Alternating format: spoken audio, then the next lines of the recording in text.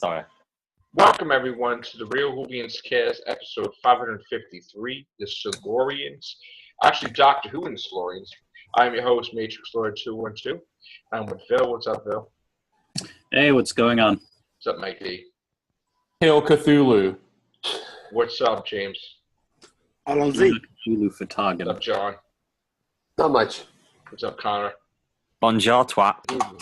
This is the second episode from John Pertwee's Era, an experimental clear power research center built into a network of caves in Wetly Moor is experiencing mysterious power drains and mental breakdowns amongst the staff. Unit is called in to investigate, and the third Doctor and Liz meet the Brigadier at the plant. One of the workers at the center is found dead, with giant claw marks on his body, and his companion's mind has been traumatized as well, like Liz Shaw by a reptilian creature. Basically, this episode was 7 parts, really long.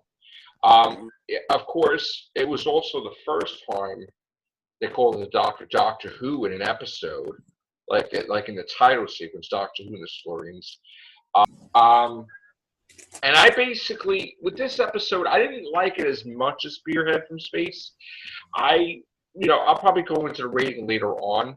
I do like the Silurians, and I've always liked the Silurians. But they, in this episode, we got to see, what they look like. They basically, one of them wanted peaceful coexistence, and then most of them wanted to just kill the human race. It was always like a battle to usurp the leader and just conquer. And there was a lot of battles and mini battles between the Brigadier and the head of the project, and then the doctor. I think it was Dr. Quinn, right, Mike D? Yes, yeah, that's correct. Yes, and everybody was like micromanaging everybody. Everybody had a boss to answer to. But it was really, it wasn't, I don't think the budget was there compared to Spirit in Space. Spirit in Space seemed to have almost like a movie style type budget with different filming, different types of film. I did like it though. What did you guys think of it, Mike D?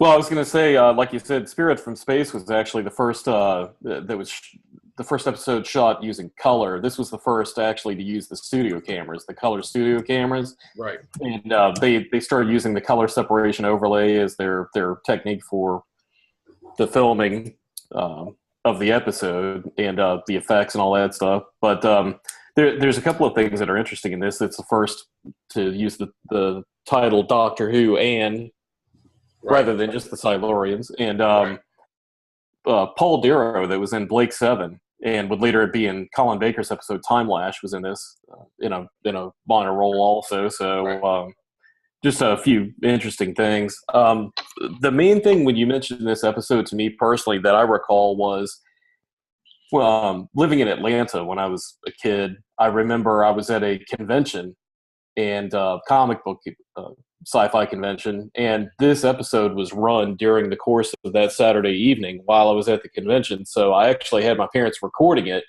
Right. And when I got back home, I'd be able to watch the episode because, as you said, it was 7 parts. So it was just this long, drawn-out episode. And in between, they would intercut with that was the convention that Nicholas Courtney, the Brigadier, was at, and Terry Nation, creator of the Daleks, was at. So I remember they had a segment with them there, and then they had a segment with, I believe it was like Janet Fielding and Mark Strickson were there, and Sarah Sutton, and they had a thing with them. So when you mention this episode, I know this really doesn't have anything pertaining to the story of the Silurians, but this, whenever I hear Doctor Who and the Silurians, I always think of that sort of personal anecdote. And as far as the storyline itself, I think the Silurians are... they're kind of like rinky-dink looking, but I mean, I like the storyline. Their costumes and their little laser light on their head, and they walk like this and have that light go off and they're attacking people. Well, that noise from their head drove So me. what you're saying is that they're Floridians and they just need less meth. Exactly. Yes. So the Silurians have taken over Pensacola for sure. But the episode itself was interesting. The Brigadier was cool in it, and it ended on a really interesting sort of situation where the Doctor is kind of like standing off with the Brigadier about the whole thing when they killed the Silurians. And, well, the Brigadier killed the Silurians. Yeah, not the Doctor, but the Brigadier. And that is an interesting thing because Liz Shaw tried to play it off like his bosses told him to kill the Silurians. Now the Brigadier flat out made sure the Doctor was leaving, and he, killed the Silurians. And that scene was kind of repeated in a way in Christmas Invasion when Harry Jones, Prime Minister, decided to take down the Sycorax. Sycorax. So where David Tennant stepped in and just totally ruined her career. But anyway, Nicholas Courtney basically, he's awesome as a Brigadier. Like, there's nobody else that could be a Brigadier like him. Nope. He had so many men that died in this episode due to Silurians. And he even got trapped in the rock that thank God for the Doctors, and they had the Silurians free them. But the Doctor investigated. He came across this big dinosaur that the Silurians were controlling. You found out that Dr. Quinn had communications with the Silurians. Then one of their own got out, and he had to go after and find him. And he felt he would hold on to him to get some more secrets and technology from the Silurians, but then they wound up killing him anyway, the one that was free. There was a major civil battle between the command ship, the Silurians, with the leader and the first officer, I guess. And then the first officer was trying to get create a mutiny. That basically happened, and he wound up killing the leader of the Silurians, and then it was a whole new ball game. There was a lot of characters, like I think it was Masters. He wound they infected Masters with a virus that would kill the whole human race, and then he wound up infecting everybody with it, and then people started dying all over London, and it was just a mess. The Doctor had found the cure, then they kidnapped him. Liz Shaw found the Doctor's notes, and she got the cure made up. But there was like they were using the energy from the nuclear facility to basically revive their kind. They were on the Masters of the Earth. They ruled the Earth before the humans. And that this planet collided with Earth, and later created the moon. Like, the moon was created from that planet, became the moon. And they decided to hide underground until the radiation and everything passed. And then the human roamed the earth. They took over everything. And now they tried to come back. So, yeah, like they did in the episode of Matt Smith. You're all echoing. Yeah. Who's echoing now? Everyone. All right, I'm going to let James talk. Yeah. I like it because, how they got the past, like the current is trying to mimic the past with the 13th or 12th incarnation of the Doctor. He's trying to beckon back to the past Doctor Who old series and trying to bring it back to the forefront. The classic has some good stories. I don't care what nobody say. They had the better stories. Silurians, Daleks, Cybermen. That's why the new Whovian is getting credited off the old classics, is what I'm thinking. Can you hear me? Yep. Yeah. Yes, we can. John? It's been a while since I've seen Doctor Who and the Silurians, but I remember it being a good episode. As Mike said, this is the early color video when the color separation overlay, the CSO special effects were a little bit primitive, but overall a real strong episode, and a real strong episode for the Brigadier. Yeah, I don't like 7-parters. I've never been a fan of 7-parters. This is one of the better ones. For the first 4.5 parts, it was a bit slow. Yeah, I saw Dragon. Yeah, nothing much happened. and then it started to pick up. But it's a good episode. It's regarded as a classic among Yes. Whovians. It's definitely not overlooked, and it's got Jeffrey Palmer in it as Masters, who later reappeared in Voyage of the Damned as the captain. So, and he's a great actor. And then you've got Pertwee and the Silurians. The costumes were a bit. This was their best look out of what we got. This was definitely the best look that they got. I'm going to give a little bit of a rundown of the cast. Of course, Nicholas Courtney is Brigadier. Alistair Gordon-Lethbridge Stewart. Fulton McKay is Dr. Quinn. Peter Miles is Dr. Lawrence. Ian Cunningham is Dr. Meredith. Norman Jones, Major Baker. Thomasine Heiner is Miss Dawson. Ian Talbot is Travis. Jeffrey Palmer is Masters. John Newman is Spencer. Bill Matthews is Davis. Roy Brand Roberts.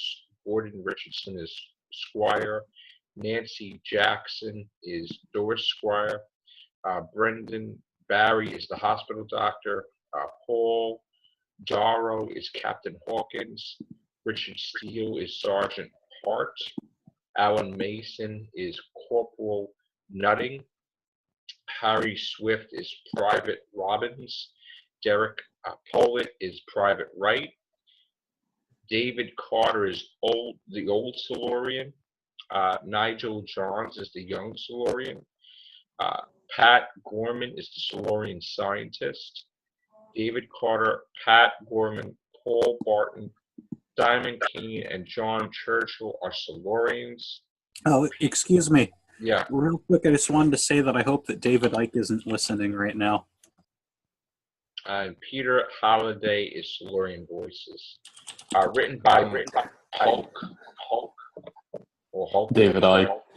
Okay. Timothy McCombs, the director. Script editor is Terrence Dix. Producer is Barry Letts.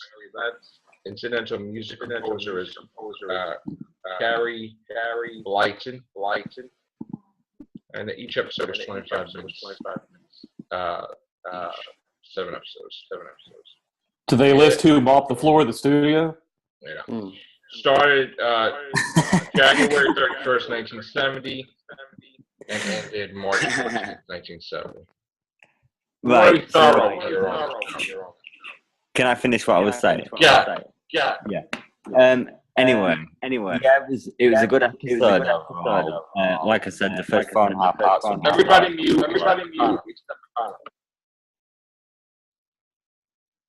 Yeah. So yeah, it was a good episode. It's definitely a classic. It's not bad.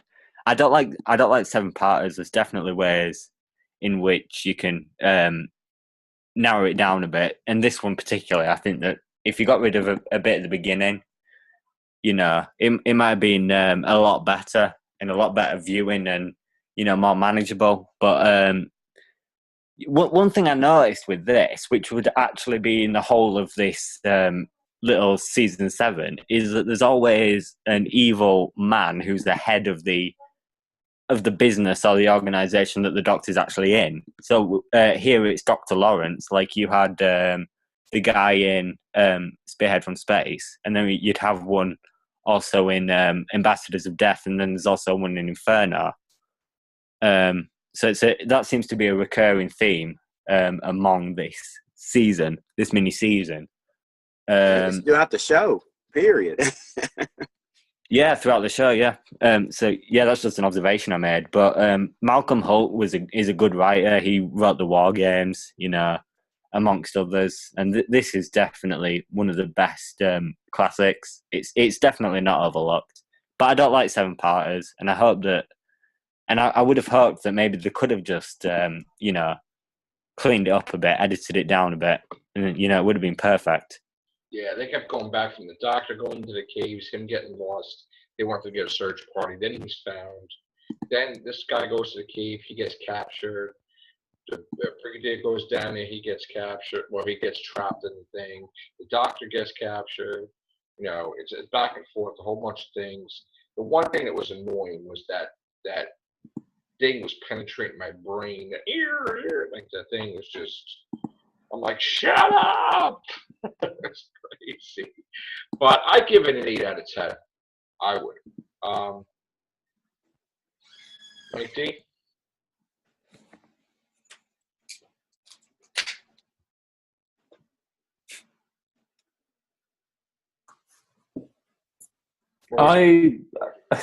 I don't know. It's like more. I mean, I'm sure it's it's a great story. It's up there for me. It's not something I'd go back and watch a lot of. Like to me, it tends to like Spirit from Space or The Deadly Assassin. This, I think, it's a little bit overly long, so it would be more of like an 8 out of 10. I think to me. Yeah. Okay, John. Give it a 10 out of 10. What the hell? I love it all. There you go. James. 9 out of 10. Bill. I'm going to give it a 10. Okay. Connor. I'm going to give it a 7 based on 2 reasons: length, and also there could have been a bit more plot. There wasn't really much. I didn't feel there was much threat from the Silurians, that much that the Doctor couldn't handle. He was never in any real danger. Right.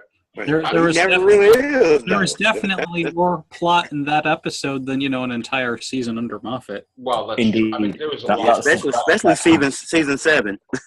There was a lot going on in that episode. Communicating with the Silurian that was escaped. Liz Shaw got attacked. There's a lot going on. Yeah, we didn't have a whole episode of Liz Shaw running around pointing at things and telling the Doctor what to do, like it is today. Well, the best thing was when The whole episode. she just knew the Doctor from the previous episode. She didn't really know him. And it's like he's your whole life all of a sudden. You're gonna just go against the Brigadier's orders. Her entire character. I like Liz, but definitely one of the most. We got an echo. It's Mike, I think. It may be me. I'll go ahead. Yeah. She's not one of the most rounded companions ever. She could have done it with a bit more character development. We didn't really find out much about her in the whole of her tenure, like we're normally used to. I think if she was written a little bit better, right. It would have been great. All 4 episodes she was in. She had a brain where she was able to find out the cure and just give it to the guy from the Doctor's notes. I mean, but besides that, I do like the little bloopers here and there that we get to see, especially when they're driving the car to the hospital and the guy just falls down like dying and the leaps to him and he drops his baton or his device. Like that was an accident, but it's just that was hammy acting because you could see that he was just clearly walking over to the car and then he just dropped down as soon as he was in shot and you could see the car. There was like the Spirit from Space. They had the guy barking as a dog. The Department of Propaganda gave the 10-minute warning. Yeah, I saw. And then Brigadier just falls and drops the either the baton or the device that he calls the unit from. It's pretty hysterical. I do like the fact that the Doctor did say he's a couple thousand years old, which is a key thing. But you always got to remember though, the Doctor lies. Right. Well, he doesn't know his own age because he doesn't know when his birthday was. See Death in Heaven. Yeah, I know. He didn't know his own birthday. All right. So, any final thoughts? No. Good episode. I'm still alive. It's hard to have final thoughts. Doctor Who and the Silurians. All right. It's a good episode, but prepare for a shit fest next because Ambassador to Death. Yeah. And now he works with the Silurian from time to time. The Pesta Nostra gang. Are you happy with the new looking Silurians? Isn't it? Like Land of the Lost-ish type. I would be okay with it if they just said one thing. Hey, there are different species of Silurian. This is one of them. Exactly. Sort of like the Klingons from the and series. yeah, and honestly, if they do bring in more of the other type of Silurian, and I'd like them to, they should take mostly the model that they're using now and work in a third eye to it, because it's minus the lack of a third eye, it was a very good progression of the look because we have better prosthesis today than we did back then. And being that they're alive for so many thousands of years. Yeah. You evolve. So that's what they look like now. They evolved. Yeah. Well, that's the whole evolved, thing. yeah. They were asleep, so it's not like they had much evolving to do. Well, But actually, no, not according to the Matt Smith era. That they were alive down there, not sleeping, and they just, you know, Because then they have one down there like monitoring equipment and stuff or whatever. there's a lot of That stays different awake. pieces under the earth like that. They just, you know, They just what are you never laughing bothered to about, come Mike? back up. I'm mute. They match. Yeah, they I'm match on- up well with- Sorry, Mike. You continue. No, that's okay. No, I was answering Joe. Since I'm on mute, I was communicating with John, like asking him to ask like a couple of things about the production of the show and stuff like that. So it was kind of like I'm on mute, so I can't really talk because I'm afraid of the echo. So I was just kind of laughing about Zune, because Zune's always screwing up with me. I want to show you guys something. You could Hold talk, on. Mikey, so I'm going to be silent. Everybody's going to be silent. I want to show you guys something. This is a King Stropharia, otherwise known as a wine cap or garden giant mushroom.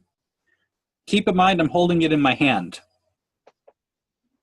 Okay. Oh, okay. See how big that cap is compared to my hand? Dang. Now, Yeah. it's because it's gotten bigger, it's starting to go brown, but the cap is typically like a burgundy color. If you don't bother to pick it, and you don't want to eat it after it's been there a while, because trust me, bugs will start nesting in the gills. But if you just let them go to full size, they'll get a foot across. And there are even reports, and I've even seen photos of them, of King Stropharia that were 5 feet across on the cap. Yeah. Silurians like those. And they have a flavor to them that's kind of like almonds with a hint of apple. Yeah. Hanging with the sea devils. And, Yeah, sea devils actually could do something that humans couldn't. They'd eat them and get high. oh, Yeah. I can't wait to get to sea devils. Or the ice warriors. Deviant. I mean, well, that brings up a minded question, I guess. Like, what did the Silurians do to get high? They probably wait until humans licked the ancestors of toads, and then they ate the humans. They drink their own piss. Yeah. They got a history of eating humans. Wrong. This episode went so many different directions. Maybe, well, you know how certain reptiles and amphibians could affect you with their urine. Maybe they pee in a glass and then drink that. Okay. Don't know about all that now. I think I saw a video the other night that had some people doing that. Oh my God. Just one? Yeah, this video just turned left. So, yeah. Internet found we have. All right, so that was Dr. Who and the Silurians. We will be back with Ambassadors of Death. And Space Shizer. Whenever that will be. No time. Connor's favorite episode, Ambassadors of Death. Yeah. Try to stay alive for those 70 parts. Ambassadors of Shite. Indeed. When is Doctor Who gonna get a new showrunner? What I want to know. Let's not start stuff here. Okay. Give Moffat some of those mushrooms, and let's put him. Moffat is his not favorite leaving season. until after Series 10. This year is the 10th anniversary of the new Who now. 10 years now. They should bring back 4 Doctors. Bring back Matt Smith, Dave Tennant. Moffat dying won't change anything. He's already regenerated. Once upon a time, he was a showrunner that we all knew named Jonathan Nathan Turner. Oh God, no. All right. On that note, No. take care. Bye for now.